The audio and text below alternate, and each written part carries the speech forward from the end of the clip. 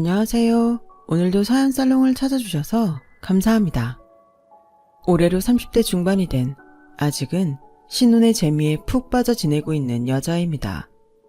앞서 나이를 말씀드렸듯이 아직 세상을 오래 살진 못했지만 저는 인생이 참 한 치 앞을 볼 수 없다는 걸 여러 차례 경험했어요.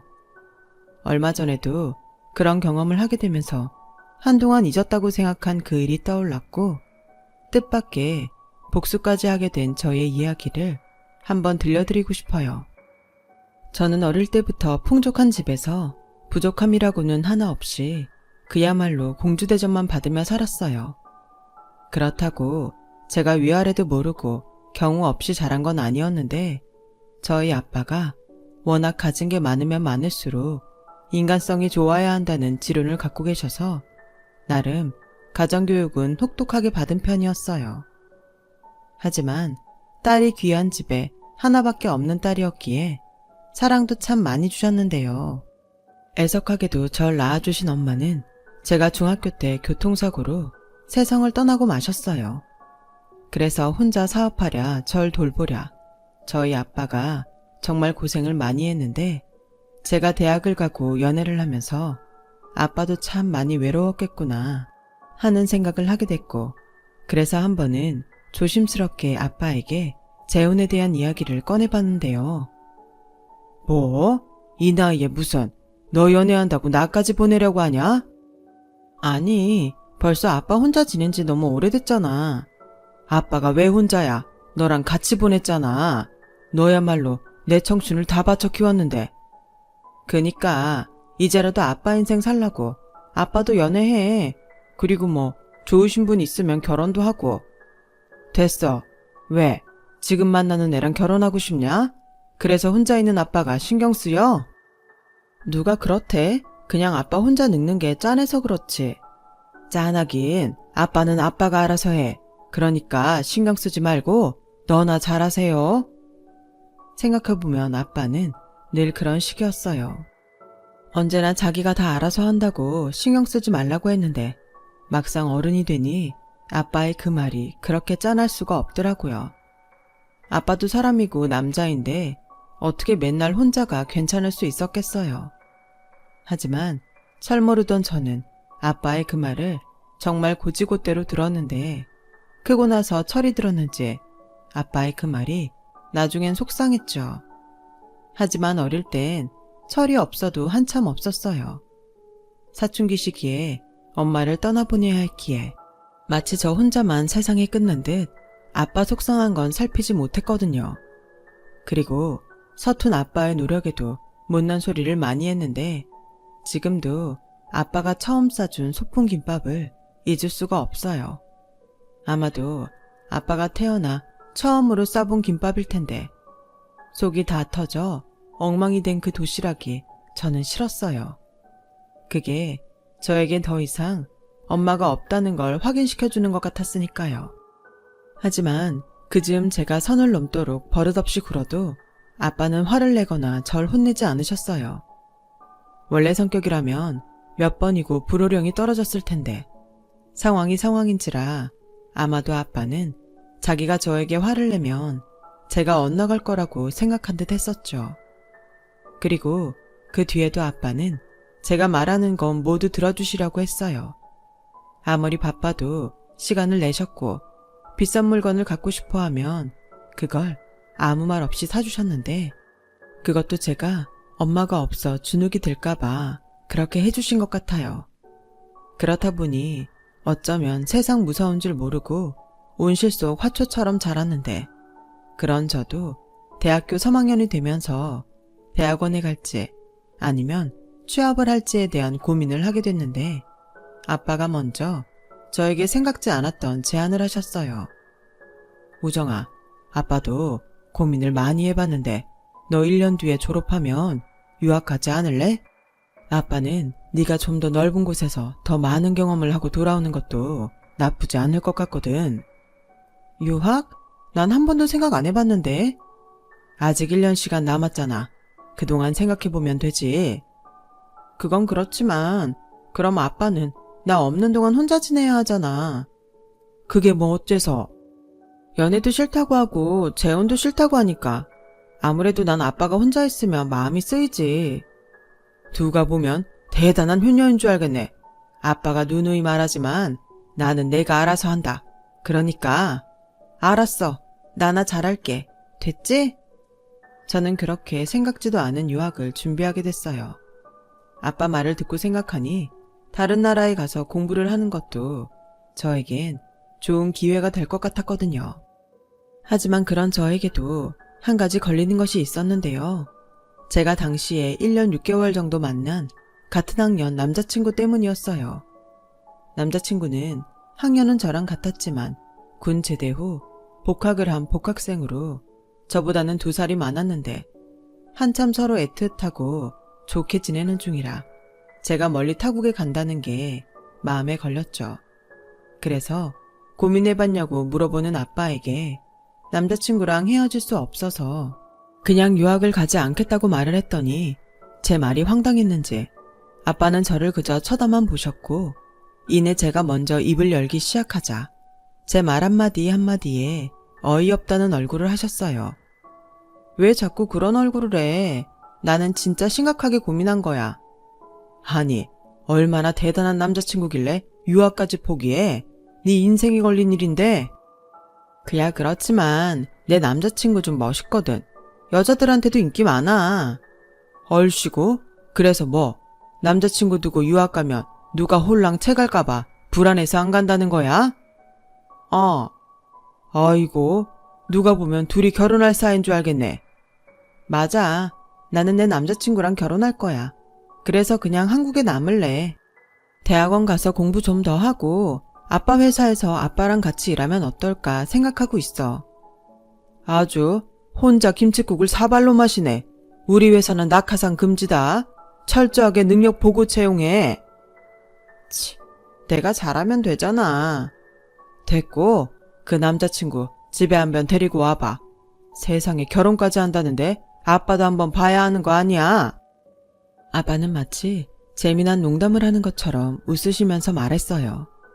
하지만 저는 꽤 진지하고 심각했기에 그 주 금요일에 남자친구를 집에 데리고 왔는데요. 남자친구는 저희 아빠가 사업하는 줄은 알긴 했지만 집이 이렇게 크고 멋질 줄은 몰랐다며 연신 감탄하는 얼굴이었어요. 사실 남자친구가 저에게 마음을 고백했을 때 아주 작은 오해가 있었거든요. 그때 워낙 저희 집 배경을 보고 접근하는 선배 동기 후배들이 많았는데 거의 다 저랑 사귀면서 저희 아빠 회사를 보험처럼 생각하는 사람들이었어요. 자기들이 취업해보다 되지 않으면 연인인 제가 저희 아빠 회사에 자기들을 꽂아줄 수 있다고 생각한 거였죠. 하지만 지금의 남자친구는 뚜렷한 목표가 있는 사람이었고 IT 회사에 입사해 프로그램 개발을 하고 싶어 했는데 목적 없이 순수하게 저에게 다가온 유일한 사람이었어요. 그리고 사람들은 저에게 다 가졌다고 부러워했지만 남자친구는 엄마가 없어 많이 힘들었겠다며 저를 위로해줬죠. 그런 마음이 너무나도 따뜻해 나중엔 제가 남자친구를 더 많이 좋아하게 됐어요. 어서 오게. 우정이한테 자네 얘기 많이 들었어. 듣던 대로 얼굴이 미남이네. 여자들한테 인기 많겠어. 아닙니다. 저 인기 없어요. 저는 오로지 우정이밖에 모릅니다. 그래, 나이가 우리 우정이보다 2살 많다고?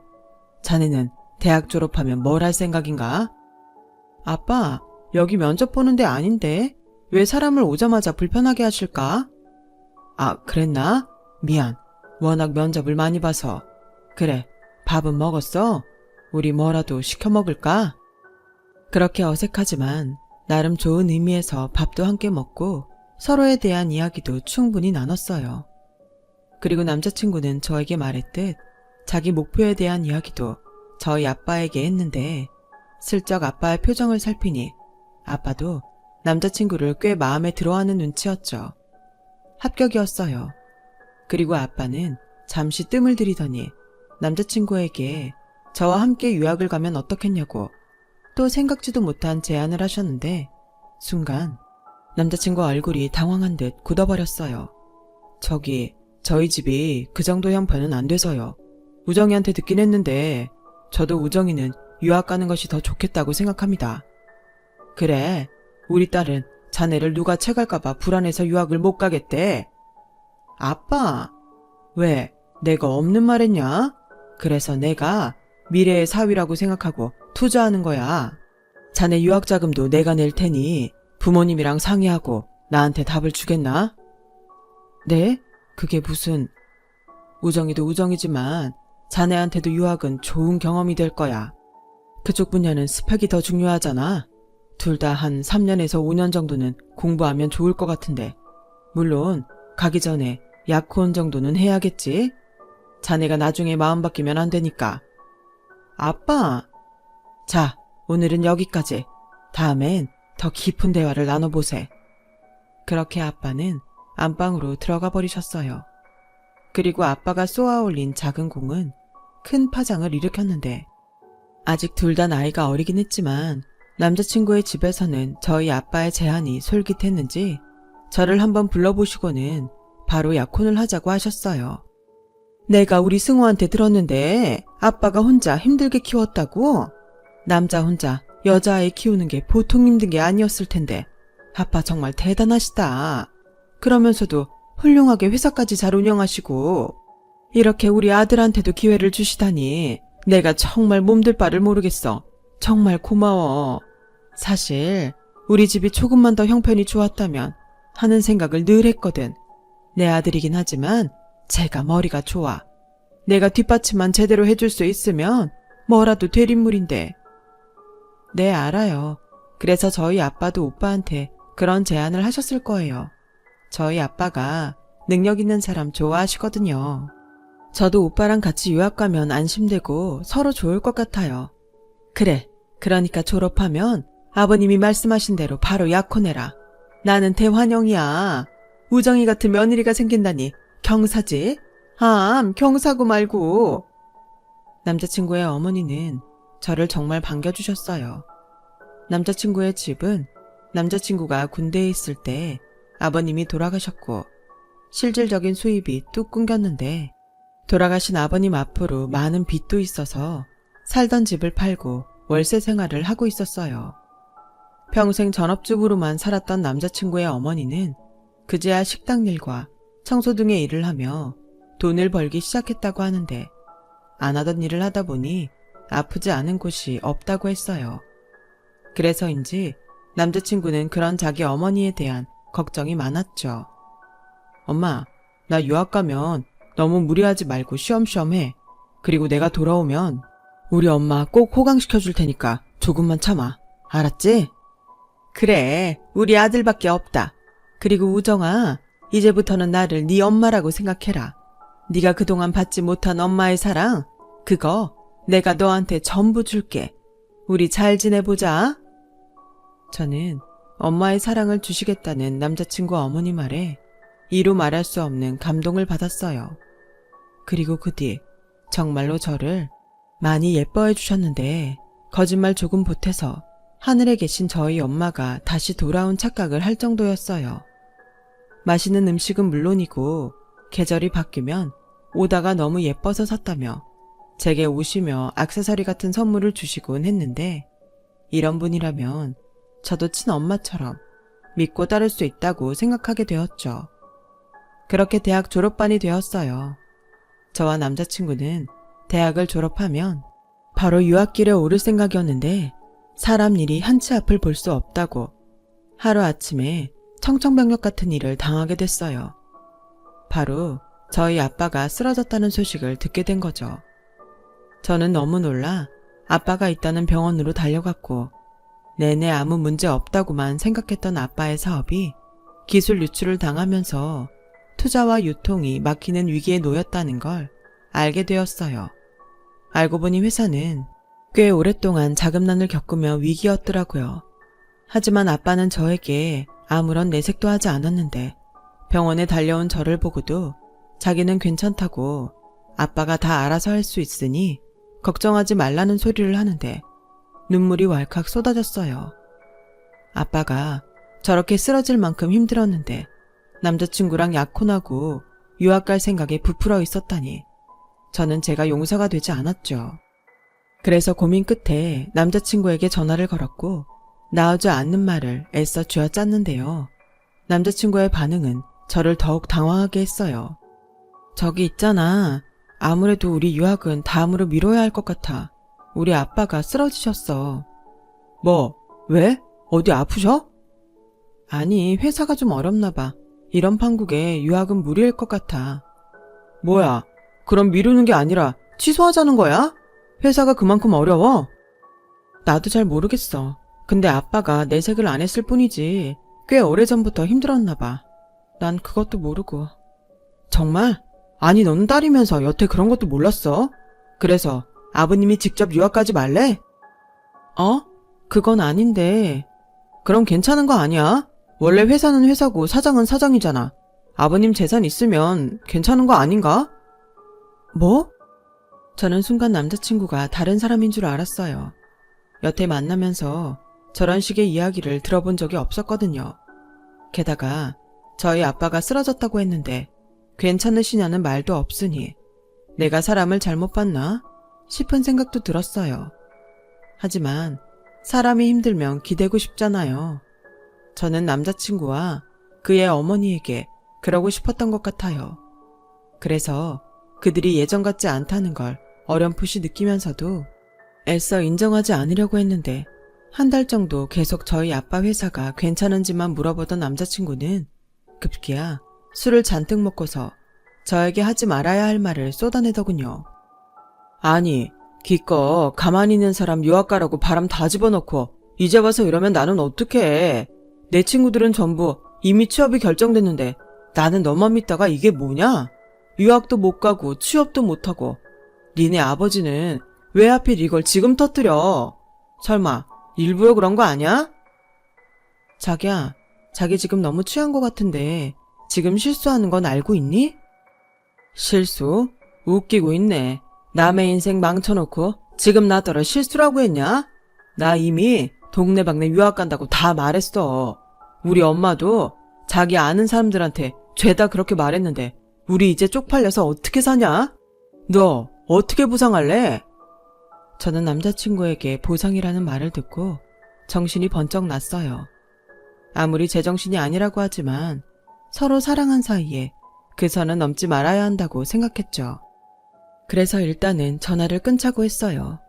하지만 다음날 맑은 정신으로 다시 얘기하자고 했는데 남자친구는 제 연락을 피하고는 그 뒤로는 연락이 되지 않았고 학교에서 도통 볼 수가 없었는데 이미 누가 퍼뜨렸는지 학교에서도 저희 아빠 사업이 망했다는 말이 돌면서 저는 힘든 시간을 보내야 했어요. 그리고 계속해서 저를 피하는 남자친구에게도 서운한 마음이 커져 무작정 남자친구 집에 찾아갔는데 마침 그날이 쉬는 날이셨는지 장을 보고 들어오시는 그의 어머니와 집 앞에서 마주치게 됐어요. 그런데요, 항상 저만 보면 그렇게 살갑게 다가오던 그의 어머니는 그날은 무척이나 경계하는 듯 저를 보고 주춤하셨고 예전과는 사뭇 다른 얼굴로 급기야 저에게 화를 내기 시작하셨는데요. 그 말들이 얼마나 충격적이고 서러웠는지 몰라요. 어머, 네가 여긴 웬일이냐? 남의 금쪽 같은 아들 신세 망쳐놓더니 무슨 낯짝으로 여길 와? 어머니, 여기에 그런 사람이 있니? 너 때문에 우리 아들이 얼마나 속상했는지 알기나 해? 없는 사람 약 올리는 것도 아니고. 약 올리다뇨. 어느 누가 약 올리려고 일부러 쓰러져요. 승우 오빠는요. 요즘 도통 연락도 안 되고 학교에도 오지 않는데 무슨 일 있어요? 네가 무슨 냠치로 내 아들을 찾아? 우리 승우 너 때문에. 아니지, 네 아버지 때문에 알아 누웠다. 이제 어쩔 거야? 저희 아버지가 어떻길래요. 저희 아빠는 그저 사업 열심히 하신 죄밖에 없으세요. 그리고 어머니도 예전에는 저한테 안 그러셨는데 지금 저희 아빠 회사 어렵다고 이러시는 거예요. 어쩌면 사람들이 한순간에 태도를 바꿀 수가 있어요. 그때였어요. 제 얼굴에 무언가 흩뿌려졌고 저는 곧 그게 소금이라는 걸 알게 됐는데요. 그 짜고 따가운 소금을 뿌리면서 그의 어머니는 금방이라도 폭발할 것 같은 얼굴이셨어요. 뭐야? 뚫린 입이라고? 아주 지 분수도 모르고 떠드는구나. 그럼 우리 모자가 지금 이 판국에 너한테 다정하게 그래 그렇구나 하겠니? 너도 참 이기적이구나. 너는 우리 승우한테 안 미안하니? 아니지. 애당초 망할 사업이나 하면서 니네 아버지는 왜 똑똑한 내 아들을 꼬드겨서 이 사태를 만들어? 내 아들이 연락이 안 된다고? 그럼 눈치껏 알아야지. 저렇게 눈치가 없으니 지네 아버지 사업 망하는 줄도 몰랐던 거지. 나랑 승호는 너랑 니네 집에 손절하기로 했다. 내가 마음 같아선 정신적인 피해보상 청구하고 싶은데 재수없는 니네 집이랑 더는 엮이기 싫어서 참는 줄이나 알아. 그렇게 말하고 그의 어머니는 자기 집안으로 쏙 들어갔어요. 그리고 그제야 사태 파악이 끝난 저는 눈물이 나기 시작했는데 적어도 거기서 울고 싶진 않아 입술을 꾹 깨물며 참았죠. 저는 그렇게 어이없게 남자친구와 헤어졌어요. 아니, 파혼이라는 말이 더 맞겠네요. 그렇게 평생 서로 함께 행복하자고 약속했던 남자친구였는데 그 약속이 모두 거짓이었다는 걸 저는 그제야 알게 된 거예요. 그리고 저는 다신 이런 일을 겪고 싶지 않기에 이제부터라도 강해져야겠다고 마음을 먹었고 그렇게 학교 졸업을 했어요. 다행히 아빠도 퇴원을 하셨고요. 하지만 아빠의 퇴원은 사실 시기상조였어요. 병원에서는 또 쓰러질 수 있다고 아빠의 퇴원을 말렸는데 회사가 위기에 처했는데 어떻게 자기가 병원에만 있을 수 있냐며 하도 고집을 부리셔서 제가 아빠와 함께 회사 일을 보는 것으로 아빠의 뜻을 따라주기로 했어요. 그리고 본격적으로 아빠의 회사 일을 맡아서 하게 된 저는 그간이 많은 것들을 아빠 혼자 했다는 것에 놀라지 않을 수가 없었고 아빠는 어떻게든 회사 부도를 막아야 한다며 불철주야 뛰기 시작하셨는데 지금 생각해도 그때가 제 인생에서 가장 막막했던 때가 아니었나 싶어요. 그렇게 1년 가까이 끝이 보이지 않는 막막한 생활을 하고 있던 중 대학 동기 친구로부터 이젠 저에게 상처만 남겨준 남자친구의 소식을 듣게 되었는데 그 소식도 참 기가 막히더군요.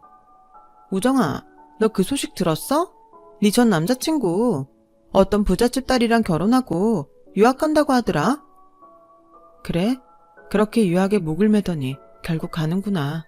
어떻게 용케 부잣집 딸을 꼬셨어? 그러니까 아니라고 호박씨 깔 때는 언제고 그렇게 집안 따지고 조건을 따졌단다. 그거 봐. 내가 그 새끼 네 조건 보고 접근한 거라고 했지? 오히려 대놓고 네 조건 좋다고 말하는 놈들보다 그런 놈들이 더 음흉하고 악질이야. 그러니까 너 오히려 이건 잘된 일이다. 그런 놈이랑 진짜 결혼이라도 했어봐.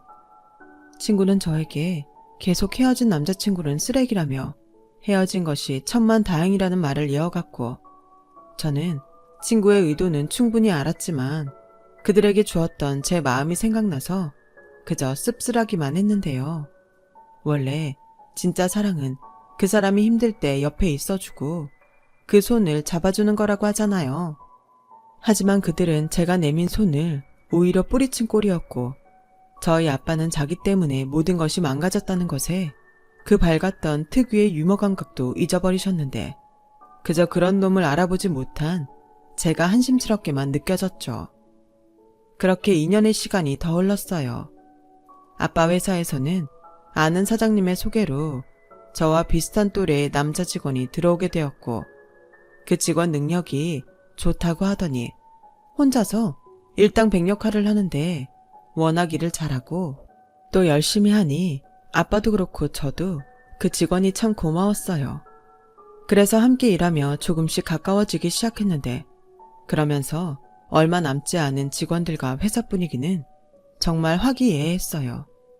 그리고 본래 그런 좋은 에너지가 결국엔 좋은 결과를 가져온다고 아빠의 회사는 안정을 찾아가기 시작했는데 결정적으로 시골에 계시던 할머니가 오랜 고민 끝에 선산을 팔고 그 돈을 아빠 회사에 지원해 주시면서 새로운 터닝포인트를 맞이하게 됐어요. 그렇게 다시금 활력을 되찾은 아빠의 회사는 그 저력을 업계에 인정받기 시작했고 아빠에게 도움을 주겠다며 나서는 회사들이 하나 둘 생기기 시작했는데요. 원래 저력 있는 회사는 위기에 강한 법입니다. 저는 최 사장님 정말 존경해요. 저희 회사가 투자와 유통, 도와드리겠습니다. 우리도 할 수 있는 모든 도움을 드릴게요. 사실 진작부터 그러고 싶었는데 저희 회사가 워낙 작아서 이제야 이런 말씀을 드리게 됐네요. 오히려 버텨주셔서 제가 감사합니다. 맞아요. 특히 저희 회사는 사장님한테 많은 도움을 받았는데도 정말 면목이 없습니다. 뭐든 지원하겠습니다. 모두들 정말 감사합니다. 이 은혜 잊지 않을게요. 그리고 우리 딸이랑 이번에 새로 들어온 정시훈 사원인데 이 친구들 많이 가르쳐 주세요. 앞으로 저 다음으로 우리 회사를 맡아줄 인재입니다. 그렇게 아빠와 회사는 조금씩 원래의 자리를 찾아갔어요. 그리고 저도 회사 일을 하다 보니 흐름이라는 걸 읽게 됐는데 그야말로 그 시기부터 저희 회사는 좋은 흐름을 타기 시작했죠. 그리고 원래부터 아빠와 함께 회사를 키우고 싶다는 꿈이 있던 저에겐 그 모든 시간이 꿈을 꾸는 것 같았는데요. 한번 위기를 넘긴 회사가 다시 성장하는 모습을 본다는 게 이렇게까지 보람되고 희열을 느낄 수 있다는 걸 저는 그때 알게 됐어요. 그리고 자식처럼 키운 아빠의 회사를 더욱 잘 성장시키고 싶다는 목표를 갖게 됐는데요. 그러면서 자연스럽게 아빠가 믿고 신용하던 정시훈 사원과 뜻을 모으게 됐고 저희들은 공과 사를 나누며 3년에 걸쳐 동료에서 친구로, 친구에서 연인이 되었어요. 그리고 지금의 저희 남편이 되었죠. 저희 남편은요, 사실 이미 저희 아빠의 회사에 오기 전에 대기업에 스카우트 제안을 받았다고 했어요. 그래서 소개해주신 지인의 입장이 있어 그냥 저희 아빠에게 인사만 드리려고 했다는데 막상 회사에 와보니 자기 손으로 일으키고 싶다는 충동을 느꼈다고 하더라고요. 그리고 지금도 생생하게 기억하는 것이 있는데 제가 지금의 시댁을 처음 가게 된 날 그의 어머니가 저를 꼭 안아주며 당신 남편도 사업을 하던 사람이었다고, 그러니 저희 아빠는 분명 다시 재기할 수 있다고 믿음을 주셨는데 그 말이 신기하게도 꼭 이루어질 것 같은 예감이 들었던 기억이 나요. 누구처럼 자신의 사리사욕을 채우기 위한 가식적인 말이 아니라는 걸 저는 단번에 알 수 있었죠. 아마도 이렇게 한 가족이 될 운명이라 더 그랬던 것 같아요. 그렇듯 저희 시어머니는 말씀에도 무게가 있고 이해심도 바다와 같은 좋으신 분이라 결혼 허락까지 무사히 받을 수 있었고, 그렇게 사내 연애 5년 만에 저는 남편과 결혼식을 올리게 됐어요. 그리고 저희 결혼에 가장 기뻐하던 사람은 당연 저희 아빠셨는데 그렇게 일중독에 빠져 사시더니 제가 결혼하고 나자 이젠 자기도 남은 시간을 여유롭게 보내고 싶다며 대표직을 내놓으시겠다고 하셨어요. 순간 저와 남편은 아빠의 갑작스러운 결정에 놀라지 않을 수 없었는데 아빠는 사실 아주 오래전부터 당신의 사업을 저에게 물려주고 싶었다고 했어요. 말로는 낙하산은 절대 안 된다고 했지만 당신이 만든 회사를 제가 이어가길 바라셨더라고요.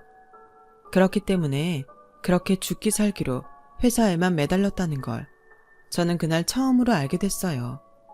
그러면서 아빠는 이제는 저에게 함께 위기를 넘기고 노력할 파트너가 생겼으니 자기의 시대는 끝났다며 저에게 대표직을 물려주겠다고 했는데 남편이 저는 잘할 수 있을 거라며 기꺼이 서포트하겠다고 말해줘서 얼마나 고마웠는지 모릅니다. 그래서 아직까지도 대표라는 말이 어색하긴 하지만 아빠의 회사를 이어받아 운영하고 있고, 그렇다 보니 정작 저희 집도 아빠의 집도 돌볼 겨를이 없게 되었는데 저희 집이야 남편이 워낙 꼼꼼하고 알아서 잘해줘서 걱정이 없었지만 아무래도 저희 아빠의 집은 상황이 많이 달랐어요. 원래 조금씩 살림 비슷한 건 하긴 했지만 여전히 뭔가 어설펐고 혼자 계시는데 빨래며 먹을 것 등이 걱정이었던 저는 회사 운영을 맡은 지 얼마 되지 않았을 때부터 아빠의 집에 주 3회에서 4회 정도 가정부를 불러 가사일을 맡겼는데요. 1년 정도 일을 잘 도와주셨던 아주머니가 아쉽게도 허리 디스크 수술을 받게 됐다며 일을 그만두시게 되어 새로운 분이 오시기로 했어요. 그런데 어쩐지 새로 오신 아주머니는 예전 아주머니와 다르게 반찬도 엉망이고 청소 상태도 엉망이었고 이대로는 안 되겠다 싶었던 저는 일부러 시간을 내서 아빠의 집을 찾아가게 됐어요. 아주머니를 직접 보고 한 번은 짚고 넘어가야겠다는 생각이 있었거든요. 게다가 저희 아빠는 아주머니가 청소하러 오시는 날이면 일부러 도서관이나 등산을 가시면서 배려한다고 집을 비워주시는데 제 생각엔 아빠의 그런 행동이 한편으로는 원인 제공을 한 것이 아닐까 하는 생각을 하게 된 저는 일부러 아빠한테도 말하지 않고 급습하듯 집으로 갔는데 하필 그곳에서 무슨 악연인지 전 남자친구의 어머니라는 여자를 보게 된 거 있죠. 시간도 많이 지났고 그동안 무슨 고생을 했는지 그때보다는 더 폭삭 늙은 모습이었는데 본판은 바뀌진 않았어요. 그래서 저는 그 사람을 단번에 알아볼 수 있었죠. 그에 반면 그 아주머니는 저를 알아보지 못하는 눈치였는데 그도 그럴 게 주방에서 혼자 몰래 라면에 소주를 마시고 있더라고요. 아, 따님이 오실 줄은 몰랐는데 안녕하세요. 이번에 여기 가사일 맡게 된 정금숙입니다. 잘 부탁드려요. 글쎄요. 저는 그럴 수 없을 것 같은데요. 지금 근무 시간에 술 드셨어요? 아, 이건 그러니까 그게요. 제가 정말 속상한 일이 있어서 딱 한 잔만 마셨어요. 일도 손에 안 잡히고 마음도 싱숭생숭하니까 술 기운이라도 있어야 할 것 같아서요. 죄송해요. 그런데 오늘이 처음이었어요. 지금 그게 말이 된다고 생각하세요? 저희 사람 아무나 채용하지 않습니다. 아니, 김 여사님이 그만두시면서 소개해 주신 분이라 철석같이 믿고 있었는데 세탁기 하다 하는 빨래도 엉망이고 반찬들은 왜 죄다 태우시죠? 저걸 사람이 먹을 수 있다고 생각하세요? 저는 한층 화가 난 목소리로 말했어요. 그러자 그 아주머니는 인상을 찌푸리며 혼잣말인지 저보고 들으라고 하는 말인지 모를 작은 소리를 냈는데 그 말이 더 기가 막혔어요. 아니, 정작 친애 아버지는 그냥 잘만 넘어가던데 저 딸은 뭐가 저렇게 깐깐해. 에이씨, 널널한 데 와서 땡 잡았다고 생각했는데 오늘 아주 날 잡았네. 지금 뭐라고 하셨어요? 왜? 저희 아버지가 아무 말 안 하시니 그냥 넘어갈 줄 알았어요? 어쩌면 돈 받고 일하면서 일을 이따위로 하세요? 저는 일부러 그 아주머니 앞으로 성큼 다가가며 그렇게 말했어요. 그러자 그런 제 얼굴을 뚫어져라 그 아주머니가 보셨는데 끝내 저를 알아보는 듯 얼굴이 달라지더군요. 너는 설마? 이제 알아보시겠어요? 저희 집 망했다고 제 얼굴에 소금 뿌리셨잖아요. 아니, 네가 어떻게 여기 있냐? 그럼 여기가 니네 집이야? 어머 세상에. 그럼 최 사장님이 니네 아버지? 아주머니는 순식간에 술이 깬 듯 놀라는 얼굴이었어요. 저와 남자친구가 정식 약혼 전에 그런 파국을 맞았으니 저희 아버지를 보지 못한 아주머니는 자기가 일하는 집 사장님의 딸이 저라는 걸 꿈에도 알지 못했고 덩달아 어디서 말을 듣기는 했는지 자기가 일하는 집 사장님이 자기 딸한테 회사를 넘겨줬다는 것까지 알고 있었는데 그게 저라는 사실에 자기도 모르게 놀라는 눈치였어요. 그럼 망했다던 니네 아버지가 사실은 망하지 않은 거야? 듣자 하니 여기 사장님 회사 엄청 잘 나간다고 하던데? 너 말해봐. 정말이니? 그게 이제 와서 뭐가 중요하죠? 됐고요. 당장 나가시고 내일부터는 오지 마세요. 뭐? 오지 말라고? 저기 얘. 그래도 우리가 예정이라는 게 있지 않니? 나도 너 그 일 있기 전까지는 진짜 딸처럼 생각했어. 우리 이렇게 다시 만난 것도 인연인데 나 좀 봐줘라. 내가 오죽하면 이 나이 먹고 남의 살림이나 하겠니? 그러게요. 아줌마 아들 부잣집에 장가가서 유학까지 다녀온 거 아니었어요? 그 아들이 효도한다고 하지 않았던가요? 그게 있잖니. 우리 아들 장가 못 갔어.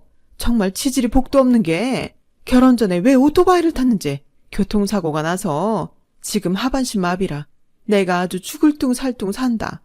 이왕 말이 나와서 하는 소린데 너 우리한테 돈 좀 빌려주면 안 되겠니? 월세 낼 때가 됐는데 돈이 없어. 내가 미쳤어요? 아줌마한테 돈을 주게? 게다가 이런 식으로 일하시면 이 일도 조만간 잘리실 것 같은데요. 됐고요. 그건 아줌마 사정이고 좌우당간 내일부터는 나오지 마세요. 뭐야? 네가 지금 좀 잘 산다고 내 앞에서 갑질하는 거냐? 이런 싸가지 없는 년? 돈만 많으면 다야. 왜? 너한테는 그런 일 안 일어날 것 같니? 사람 일 장담하는 거 아니다? 네, 너무 잘 알죠. 그런데 누구처럼 사람 힘들 때 소금 뿌리고 살진 않아요. 이것도 다 아줌마랑 그 아들 업보 아니겠어요? 뭐야? 그때였어요. 또 자기 성깔 못 이기는 아주머니의 손이 제 얼굴 위로 치켜 올라갔죠. 하지만 제 손엔 이미 아주머니가 안주 삼아 끓여놓은 라면이 들려 있었고 그 냄비채로 그대로 아줌마 면상에 뿌렸는데 뜨겁지는 않았지만 라면을 뒤집어 쓴 아줌마는 라면 국물과 면발로 엉망이 된 얼굴로 치욕스러웠는지 한껏 소리를 지르고 그대로 저희 아빠 집을 나갔어요. 그 후 저는 그 아줌마를 소개한 여사님께 전화해 그 아줌마가 하고 간 짓을 말했고 여사님은 정말 죄송하다고 하시더라고요. 몸 잘 추스리시라 하고 그 아줌마는 당장 해고하겠다고 했죠. 다시 만나게 된 그 아줌마 인생도 참 답이 없다는 생각이 들더라고요. 아무튼 그 일이 있고부터는 그 모자에 대한 소식은 알지 못하는데 영원히 알지 못했으면 하는 바람이 있습니다. 물론 사람 일 한 채 앞을 볼 수 없지만 그냥 저들과는 인연 딱 거기까지길 바랄 뿐이에요.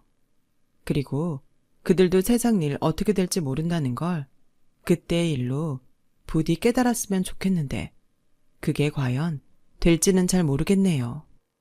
아직 많은 세월을 산 건 아니지만 인생이란 게 뿌린 대로 걷는 것이 맞는 것 같아요.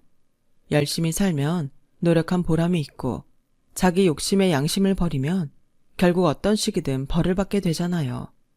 그래서 저는 앞으로 남은 저의 인생을 바르고 정직하게 또 가능하면 좋은 것들을 나눌 수 있는 사람이 되려고 합니다. 그러면 그 복이 결국 돌아서 저에게 또 다른 행복으로 돌아오겠죠. 지금까지 저의 이야기 들어주셔서 고맙습니다. 모두가 상처받지 않고 행복하게 살았으면 좋겠어요. 항상 건강하시고 좋은 일만 가득하길 바라겠습니다.